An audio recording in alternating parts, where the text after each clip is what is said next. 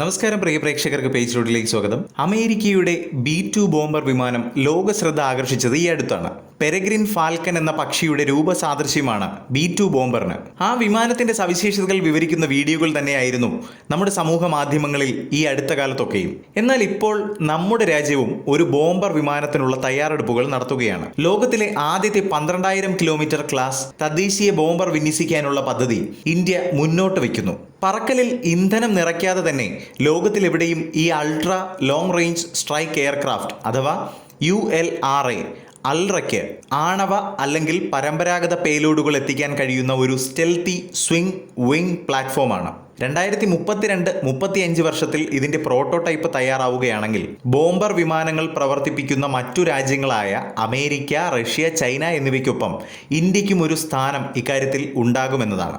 ഇപ്പോൾ ഒരു ബോംബർ വിമാനം എന്തിനാണെന്ന് ചോദിച്ചാൽ, പതിറ്റാണ്ടുകളായി ഇന്ത്യ പാകിസ്ഥാനും ചൈനയ്ക്കും പിന്തിരിയാനായി അവർക്കെതിരായി ഉപയോഗിച്ചുകൊണ്ടിരുന്നത് മിസൈലുകളും യുദ്ധവിമാനങ്ങളുമായിരുന്നു. ചൈനയുടെ പീപ്പിൾസ് ലിബറേഷൻ ആർമി വ്യോമസേന H-20 സ്റ്റെൽത്ത് ബോംബറിന്റെ നവീകരണം ദ്രുതഗതിയിലാക്കിയിരിക്കുകയാണ്. അതുകൊണ്ട് ഇന്ത്യക്ക് ഒരു സെക്കൻഡ് സ്ട്രൈക്ക് ഓപ്ഷൻ എന്ന നിലയിൽ ഈ ബോംബർ എയർക്രാഫ്റ്റിനെ കുറിച്ച് ചിന്തിക്കേണ്ടി വന്നിരിക്കുകയാണ്.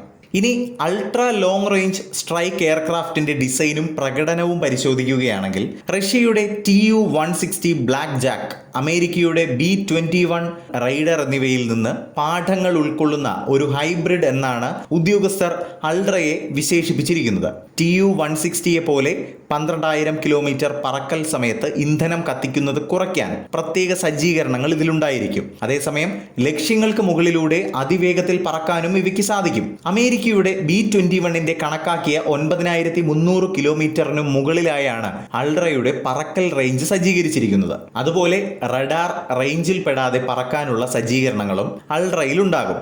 ഇനി അൾട്രയിൽ ഉപയോഗിക്കുന്ന ആയുധങ്ങൾ എന്തൊക്കെയാണെന്ന് നോക്കാം. പ്രധാന ആയുധം ബ്രഹ്മോസ് NG ആണ്. 290 മുതൽ 450 കിലോമീറ്റർ വ്യാസമുള്ള ഒരു സൂപ്പർസോണിക് ക്രൂയിസ് മിസൈലാണ് ബ്രഹ്മോസ് NG.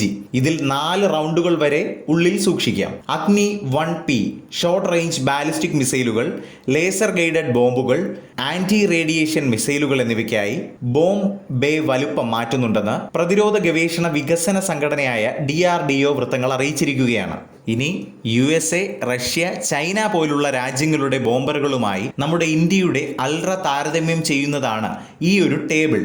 ഇതിൽ അമേരിക്കയെയും ചൈനയെയും പിന്തള്ളി നമ്മുടെ രാജ്യം റേഞ്ചിന്റെ കാര്യത്തിൽ റഷ്യയ്ക്കൊപ്പം നിൽക്കുന്നത് കാണാം. ഈ ക്ലാസ്സിലെ ഒരു ബോംബർ വിമാനം കൈവശം വെക്കുന്നതിലൂടെ 4 നേട്ടങ്ങളാണ് രാജ്യത്തിന് ലഭിക്കാൻ പോകുന്നത്. പ്രഹരശേഷിയിൽ ഒരു സെക്കൻഡ് ഓപ്ഷൻ ഉറപ്പാക്കാൻ സാധിക്കും. ഇന്റർമീഡിയറ്റ് റേഞ്ച് മിസൈലുകൾക്ക് എത്താൻ കഴിയാത്ത വിധം മധ്യ അല്ലെങ്കിൽ തെക്കൻ താവളങ്ങളിലേക്ക് ഈ വിമാനത്തെ വിന്യസിക്കാൻ കഴിയുമെന്നതാണ്. അതുപോലെ ആഗോള ശക്തി കാണിക്കൽ, പടിഞ്ഞാറൻ ഇന്ത്യൻ മഹാസമുദ്രം, അറ്റ്ലാന്റിക് അല്ലെങ്കിൽ ദക്ഷിണ ചൈന കടൽ എന്നിവയ്ക്ക് മുകളിലൂടെയുള്ള അൾട്രാ പെട്രോളിംഗ്, ഉപഭൂഖണ്ഡാനന്തര പ്രതിരോധ വ്യാപിപ്പിക്കൽ സാധ്യമാക്കുമെന്നതാണ്. കൃത്യതയുള്ള ആക്രമണം, ഉടനടിയുള്ള ആക്രമണങ്ങൾ ഈ ബോംബർ വിമാനങ്ങൾ സാധ്യമാക്കുന്നു. അതുപോലെ തന്നെ സാങ്കേതിക അറിവിന്റെ ഉപയോഗം മറ്റു സിവിലിയൻ വിമാനങ്ങളിലേക്കും ആളില്ലാ യുദ്ധ വാഹനങ്ങളിലേക്കും ഇന്ത്യയുടെ 5ാം തലമുറ യുദ്ധ വിമാന പദ്ധതികളിലേക്കും കൊണ്ടുവരാൻ സാധിക്കുമെന്നതാണ്. ഇന്ത്യയുടെ പ്രതിരോധ ഗവേഷണ വികസന സംഘടന DRDO, Hindustan aeronautics limited HAL, aircraft development agency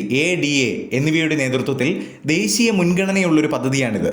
India നിലവിൽ റഷ്യയുമായും ഫ്രാൻസുമായും സാങ്കേതിക വിദ്യ കൈമാറ്റം ചെയ്യുന്നതിന് വേണ്ടിയുള്ള ചർച്ചകളിലാണ്. ബോംബർ വിമാനത്തിന് ഇന്ത്യ ആവശ്യപ്പെടുന്ന ശക്തിയും കാര്യക്ഷമതയും വേണം. ഇതിൽ ഒന്നുകിൽ US നിർമ്മിത GE-414 അല്ലെങ്കിൽ റഷ്യൻ NK-32 ആകും തിരഞ്ഞെടുക്കുക. അൾട്രയുടെ വികസനം ഇപ്പോഴും അതിന്റെ പ്രാരംഭഘട്ടത്തിലാണ്. പ്രാഥമിക രൂപകൽപ്പനയും സാങ്കേതിക ഗവേഷണവും നടന്നുകൊണ്ടിരിക്കുകയാണ്. കൂടാതെ ഡമ്മി മോഡലുകൾ സൃഷ്ടിച്ചിട്ടുണ്ട്. അതേസമയം ആദ്യത്തെ പ്രവർത്തന പ്രോട്ടോടൈപ്പ് 2032-നും 35-നും ഇടയിൽ വരുമെന്ന് പ്രതീക്ഷിക്കുന്നു. ഈ കഴിവ് യാഥാർത്ഥ്യമായാൽ ഇന്ത്യയുടെ പ്രതിരോധ തന്ത്രത്തിൽ ഒരു അഗാധമായ മാറ്റമുണ്ടാകും. ഇതുപോലൊരു നൂതനമായ ബോംബർ നിർമ്മിക്കുന്നത് വലിയ വെല്ലുവിളികൾ ഉയർത്തുന്നുണ്ട്. എഞ്ചിനുകളുടെ കാര്യത്തിൽ വ്യക്തത വന്നിട്ടില്ല. GE-414 ഡെറിവേറ്റീവോ NK-32 F-32 ലൈസൻസ് ബിൽഡോ ഇതുവരെ ആവശ്യമായ ഇന്ധന ഊർജ്ജ അനുപാതം പൂർത്തിയാക്കിയിട്ടില്ല. ചെലവാണ് മറ്റൊരു വെല്ലുവിളി. ഓരോ റഷ്യയുടെ TU-160ക്കും ഏകദേശം $250 മില്യൺ US-ന്റെ B-21 കുറഞ്ഞത് $700 മില്യൺ US ചെലവാകും. 12 മുതൽ 15 അൾട്രാ വിമാനങ്ങളുടെ ഒരു കൂട്ടത്തിന് ഒരു ദശാബ്ദത്തേക്ക് മൂലധന സംഭരണ ബജറ്റിന്റെ ഇരട്ട അക്ക വിഹിതം ഉൾക്കൊള്ളാൻ കഴിയുമെന്ന് വിശകലന വിദഗ്ധർ മുന്നറിയിപ്പ് നൽകുന്നു. ഇന്ത്യ നീളമുള്ള റൺവേ, ഇൻഫ്രാസ്ട്രക്ചർ, കർശനമാക്കിയ ഷെൽട്ടറുകൾ, സമർപ്പിത ബോംബർ പരിശീലന പൈപ്പ് ലൈനുകൾ എന്നിവയും സ്ഥാപിക്കണം. അവയൊന്നും ഇപ്പോൾ നമുക്കില്ല. അവസാനമായി പ്രീ സ്ട്രൈക്ക് ഇന്റലിജൻസ്, ഇൻഫ്ലൈറ്റ് ഇന്ധനം നിറയ്ക്കൽ ലോജിസ്റ്റിക്സ്, സുരക്ഷിതമായ ലൈൻ ഓഫ് സൈറ്റ് ആശയവിനിമയങ്ങൾ എന്നിവയെക്കുറിച്ച് ഒരു സിദ്ധാന്തപരമായ പുനർവിചിന്തനം തന്ത്രപരമായ ബോംബർ വിമാനങ്ങൾ ആവശ്യപ്പെടുന്നുണ്ട്.